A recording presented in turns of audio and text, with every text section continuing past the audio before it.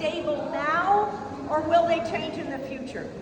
The stability and instability also has to do with the amount of light and the humidity. So we can now, being able to climate control and all of that stuff, keep it stable. So there should be no change from the colors as you would see them now. Yeah? When you have a painter that does such thick brush strokes like that, over time, is there a risk from a conservation perspective of the parts that stick out the most drying and breaking off? Sure, yeah. Especially, I think you can see it here. The issue was with painting that thick, over time, it dries and it dries and it dries and it dries, and you have to be very careful because otherwise it'll flick off, chip off.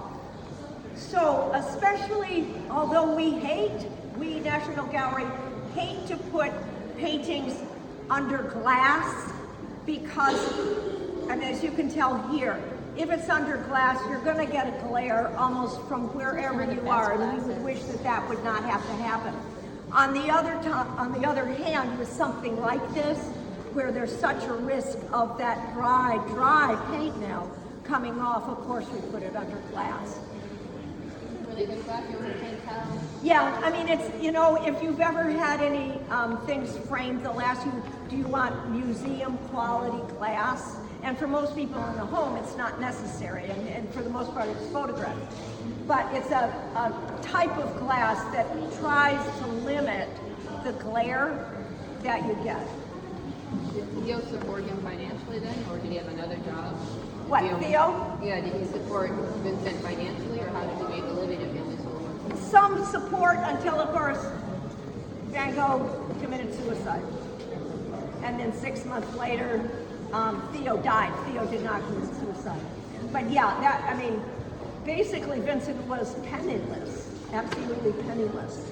And again, that one, if you want to look up the painting, it doesn't look like this at all. It's called, I think, Red Vineyard, or something like that. It's at the Pushkin Museum in Russia. But if you do Van Gogh Red and just put Vineyard, I'm sure it'll come up. It's a very reddish scene and difficult to see. But it was the one that sold. Great question. Any others before we do our last stop? Yes? These are the view painting. Yeah. Not the... Yeah. Gentleman asked, are these the real paintings? Yes, everything in the museum. We have no copies in the museum whatsoever.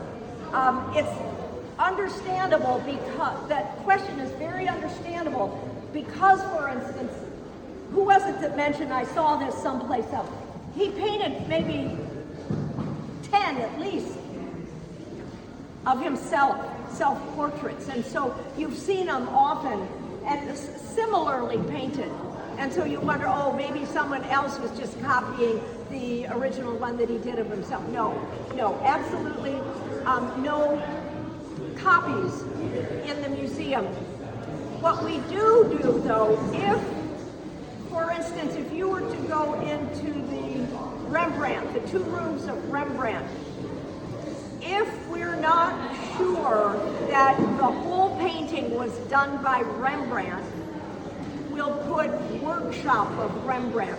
Rembrandt at the beginning was wealthy enough to have a workshop, so he had people under him painting, teaching them to paint, and often Rembrandt would do all of these very elaborate faces, old faces and wrinkled faces, and someone else would do the little cloak or shawl or whatever. But we'll always say that. But those also are not copies of an original painting. They're the original painting. It's just a group effort. Great question. Thank you. Any other? Okay, we are going into our last stop, which is Cezanne. We're a good time.